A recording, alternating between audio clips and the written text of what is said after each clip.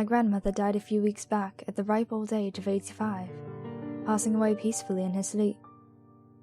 By all accounts, she lived a damn good life, and I tried my very best to make it so.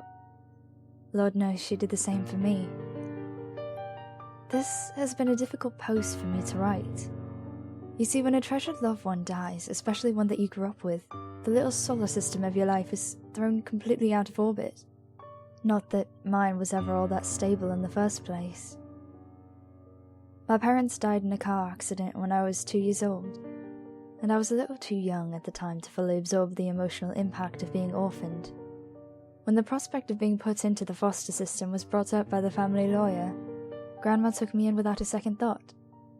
Her home was our home. It's where I built my childhood. Honestly, you'd never meet a more charitable woman than my grandma. From the second I came into her life, all the way up to her death, and even beyond, she's provided for me without fail. Another interesting thing about Grandma is the fact that she was mute. I'm not talking about selective mutism here, I'm talking full-blown, constant silence. I've known that woman for my entire 32 years of life, and while I got used to it within a few months, to some it seems crazy that I never heard a word from her. Of course, we had our own ways of communicating back then. I picked up sign language pretty quickly, as kids tend to, and she always used to write on this little chalkboard for me. I thought it was awfully cute at the time. I got a call from her lawyer a few days after she passed, telling me she'd left her entire estate to me in her will. It doesn't matter how well you know a person, that kind of thing always hits you deep. Everything that wasn't covered by her donor card now belonged to me. A week or two passed, some papers were signed, and money changed hands. The wheels of bureaucracy turned slowly as ever, as my grandma's possessions became my possessions, and some eager patients became happy recipients of Grandma's remarkably healthy liver, kidneys, and lungs. Like I said, she was the giving type. The home was an old Georgian place. 2 stories, 3 bedrooms, and a well-maintained garden. I felt like a kid who just got a pony for Christmas. The problem was, I'm not a rich enough guy to pay the rent on an apartment in the house, and I'm not such a heartless bastard that I'd immediately sell my childhood home either, especially on this bipolar property market. I was speaking to a good friend of mine about it over a few drinks, and it was his idea to convert it into a rental property. I mulled it over when I was sober, of course, but my office job wasn't going anywhere, so I decided that being a landlord might be a welcome change of pace. That was when things started to go downhill. I showed up at the house with all my supplies on Monday, my car full of paint, tools, and industrial-strength bin bags. It took me a few minutes to gather the strength to go in at first. This house had a lot of history for me. Good times, bad times. Like I said, this was where I grew up, and Grandma's death had made all the nostalgia taste bitter to me. The faster I did it, I kept telling myself, the less it would hurt. It's like ripping off a band-aid. The place had barely changed since I moved out at 21. It felt like a picture frozen in time waiting for my return. I guess I granted its wish in that sense. It just didn't expect me to start tearing down the wallpaper. I was methodical, going from room to room, watching scenes from my childhood replay in the theatre of my mind, before I started repainting and remodeling everything in sight. God, I forgot how ancient the place looked. Grandma's sense of style never really left the 70s. Once the first floor was bare, and I dragged all the furniture onto the front lawn, my drinking buddies were suspiciously absent when I needed help with the heavy lifting. I had a break for lunch, and did some exploring. The rooms upstairs were just like I remembered them. Grandma's room, and the bed she'd never again sleep in, was laid out neatly as ever. My room was just the same, covered in peeling Nirvana posters and bearing all the hallmarks of your garden variety edgy 90s teenager. When I left home, I told her to turn it into a games room or a quiet room where she could read her books. Just something she could enjoy. I guess she never got around to it, or she expected me to come back someday. Tears were welling up in my eyes when I saw that her old chalkboard was lying on my bed, with "Welcome Home" written on it. The one room I hadn't yet checked was the attic. Back when I was a kid, I was never allowed up there. Grandma said, or rather wrote, that it was too dangerous. so I stayed downstairs whenever she occasionally made her pilgrimage up the hallway stairs. But Grandma was dead, and I'm an adult. I figured that if the attic was big enough, I could convert it into a loft room and take on another lodger. It'd be more income if I was right, so it felt almost stupid to miss out. Flashlight in hand, I made my way up the stairs into the attic. The bulbs up there were long since dead, so my only source of light was the thin shard emitted by the flashlight. I'd never been a superstitious man, but something about the attic made me feel uneasy. Naturally, at first, I didn't see anything but old bags, boxes, and suitcases. I made a mental note to check those later, while I forged deeper into the surprisingly spacious attic. My eyes were on the money, and the chances of being able to install a room up here looked hopeful. Then, a shape got caught in the beam of my flashlight, and I felt my heart skip a beat. It was shaped like a leg, a baby's leg, like it'd been ripped from the socket. I rushed over to take a look and felt the greatest relief of my life when I realized it was plastic. Shortly after that, a second wave of creep set in, because what was a plastic baby leg doing in my grandma's attic? I picked it up and swept the area with my flashlight, until I caught something familiar in the corner. That didn't make it any less weird, though. There were dolls, hundreds of flippin' dolls. Big, small, old, new, expensive, cheap. From porcelain dolls to Barbie dolls to American Girl dolls to Cabbage Patch dolls, all various sizes, shapes, materials, and colors. I almost dropped the flashlight when I saw all their dead eyes glaring at me, thinking my grandma was the next Rose West. Until I realized that they were all fake. They were arranged in a big pile like some kind of shrine. When my heartbeat had normalized again, I took a few steps closer, letting my flashlight cut through the gloom. So my grandma had been collecting these all these years and she never wanted me to see them? Not a bad call, actually. They made me feel uncomfortable then. God knows what I'd have thought of them 20 years earlier. While I'm sure they had a lot of sentimental value to my grandma, they sure as hell didn't have any to me. And I figured that no lodgers would want to stay in a home that seemed like some demented serial killer's person-sized dollhouse. They had to go, all of them. I fetched some of the bin bags from my car and started packing up some of the smaller ones, just chipping away at Mount Creepy bit by bit. The way Grandma had stacked them didn't leave them all visible. It was dolls on top of dolls, each one just as horrible as the last. All except one. I found her lurking underneath the others, her face buried in the back of a tatty rag doll. It was like she didn't want to be seen, or that my grandma didn't want me to find her. She was bigger than the rest, about the size of a 4-year-old child, but with slightly off proportions. Her little pinched-up face was molded from rubber and plastic, and her long black hair looked like fiber optic tubing. It's one of those things that's difficult to put into words, but something about her just repulsed me. Maybe it was those vacant blue eyes or the little silk dress that reminded me of the post-mortem photographs they took of children in the Victorian era.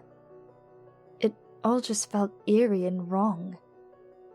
Reaching out to touch her, the flashlight clenched between my teeth, felt like I was reaching to grab a live tarantula. She was a lot heavier than I expected it to be. The torch glare revealed all the tiny scratches and imperfections in the plastic, making her look even uglier. Another thing I noticed when the light was shining directly on her face was that while her mouth was closed, the rubber on her tiny lifelike lips wasn't sealed together. There was a black slit running between them.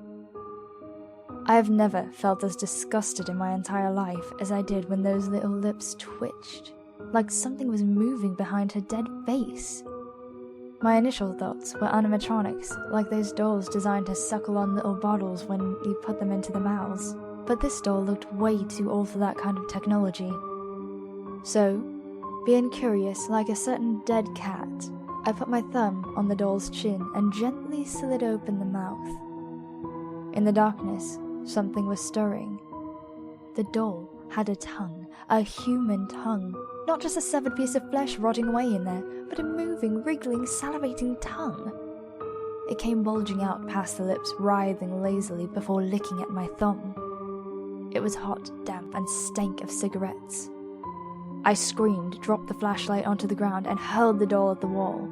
I bolted through the darkness on memory alone, knocking over boxes and leaping over suitcases before tumbling down the stairs in panic. I must have cleared the second floor faster than any human being alive and sprang through the front door of the house, never looking back. The front door was open and the lawn was still covered in furniture, but I didn't care. The home was out of the way anyway. If people made the effort to come down here, they could take what they like. Screw that door, screw that house. I jammed the keys into the ignition and took off like a gunshot, leaving the neighborhood at 3 times the legal speed limit. It must sound crazy now, I know, but logic was the furthest thing from my mind.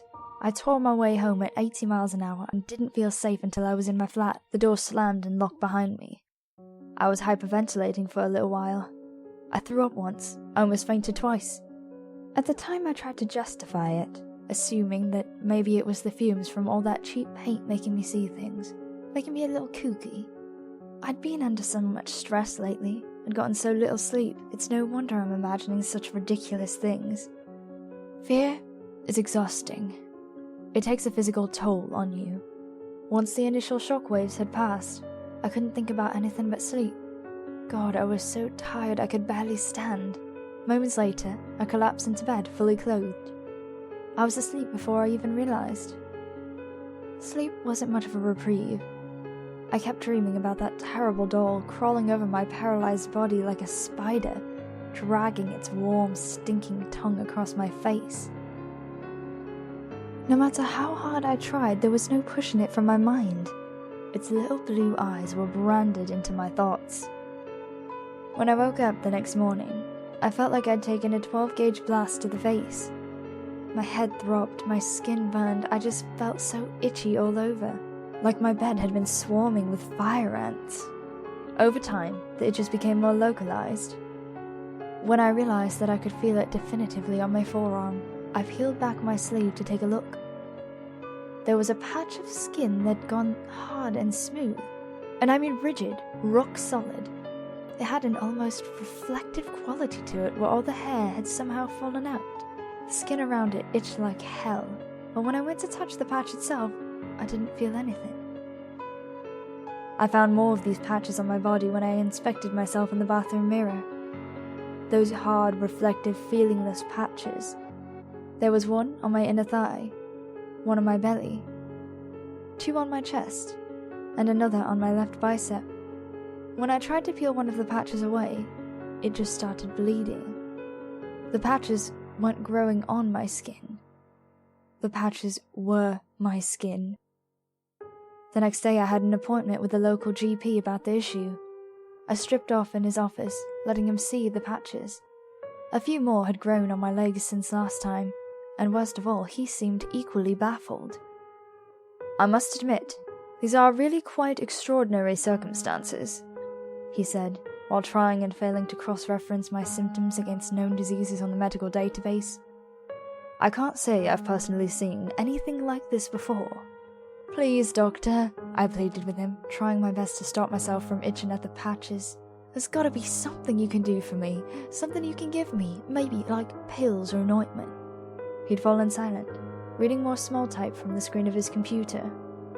"Well, I can book you an appointment with a dermatologist." "Great, when's the soonest he can see me?" "Not until next week, I'm afraid." "Next week? But doctor, I can't wait until next week." "I'm afraid he doesn't have any appointments prior to Wednesday of next week. If you feel as though it escalates severely before then, contact A&E through the standard emergency number and the hospital will take care of you as best they can. I'm sorry, this is all I can offer." Things got worse after that. I penciled my date with the dermatologist onto my kitchen wall calendar, but my skin condition was worsening. The patches were covering at least a third of my body by Wednesday. They'd grown on my legs, my arms, my ass, my back, my chest, my stomach, and they were even starting to grow on my face. I couldn't go into a well-lit room without patches of my skin shining. It all came to a head on Wednesday night, as I stood before the bathroom mirror. A patch of shiny, hard skin was beginning to grow on my cheek, making it harder to move my face. I picked at the ragged edges of soft skin, wincing in pain while I did so, until I noticed a piece of loose skin sticking out from my face, just on the edge of the patch. I grabbed it between my thumb and forefinger and started pulling. and a long swathe of translucent soft skin peeled away from my face, revealing more rigid, reflective skin underneath. A few seconds later, I vomited into the bathroom sink. This was the last straw. It pushed me over the edge. The floodgates of rationality gave way to maddening truth. It was all that damned doll. I had to put a stop to it. I had to know what the hell was going on with me. I got into the car with a kitchen knife slid into my belt and started driving towards Grandma's house. It was foggy out, low visibility, real horror movie weather. I was too angry to be afraid, too shocked to be uneasy. Soon, there was going to be more of that awful plastic skin than there was real skin. I'd look like some perverse shop window mannequin. The furniture was still all over the front garden when I arrived. The front door was still wide open. Nothing had been touched. A picture, frozen, waiting just for me. I have to do it fast, I thought. If I do it fast, it'll hurt less, like ripping off a band-aid. Christ. Deja vu. I stormed through the front door and barged upstairs, knife in one hand and flashlight in the other. My footsteps slowed as I trudged through the second floor, towards the attic stairs. The fear and trepidation were setting in. It felt palpable, like it was squeezing me. Or maybe that was just my skin. The attic, like everything else, was just the same as I left it. The bastard door was still there too. I could see it, very faintly, its face to the ground, its body crumpled in the corner where I threw it, where it belonged. I held the flashlight in my teeth again and headed over to the door, remembering its bizarre weight. I grabbed it by the scruff of its dirty silk dress and yanked it up into my arms. Once again, the harsh light was shining directly into the doll's face. Oh dear God. The doll. It was covered in patches of skin, my soft pink skin. Some were sporadic, some were close together, but what was unmistakable was that the doll was somehow growing new skin, growing my skin, while the skin on my body turned to rigid plastic. I dropped the doll and stumbled backwards, the knife clinking to the floor and flashlight rolling off, casting errant shadows on the wall. My skin was on fire again, my head was spinning. I vomited onto the ground and clung against a wall, trying to steady myself in a world that didn't make sense anymore. Just then, my phone buzzed in my pocket, resurrecting me from my trance. I pulled it out of my pocket with a trembling hand and pressed the answer button before holding it against my ear. Hello, this is Dr. Samsa speaking. I know you don't know me and I'm sorry to call from home, but I'm one of the doctors who performed the post-mortem hepatectomy on your grandmother last week. I wasn't going to call, but something about it has been bothering me recently. What? I replied in a monotone voice barely in this world. Your grandmother, she was non-verbal, wasn't she? Yeah. When did she have the prosthetic fitted? This jogged me from the haze. I'm sorry, prosthetic? I don't follow. Her prosthetic tongue, sir. My blood ran cold. What? Her prosthetic tongue. I wasn't even aware such a thing existed, in all honesty. It appeared to be polymer-based, but it was so perfectly fused to the tissue in her lower jaw that it didn't seem like any old replacement part. Perhaps some kind of bonding agent was used then. I dropped the phone while the doctor rambled on. He was wrong, of course, but he'd given me the final piece of this whole insane puzzle. Yes, it all made sense after that. When you touch the doll, it takes things from you. It took my grandmother's tongue a long time ago, and now it's taking my skin. I can't imagine we were the first. There were some donors out there somewhere that made the doll that heavy. I walked from the attic, silent, almost catatonic, and sat in my car. I didn't move for quite some time, and in the sideways glances I made towards the house, I could have sworn I saw the doll at one of the second-story windows staring down at me. But who knows? The mind plays all kinds of tricks. Time is short. I'm running out of skin. Thankfully, my fingers have lasted this long, but I don't expect them to be here much longer. It's only a matter of time before I'm a prisoner of my skin. The doll's out there now, somewhere. Just a leaf in the wind. If that somewhere is near you, I hope to God you don't touch it. Because the last time I saw it, it still needed plenty of parts.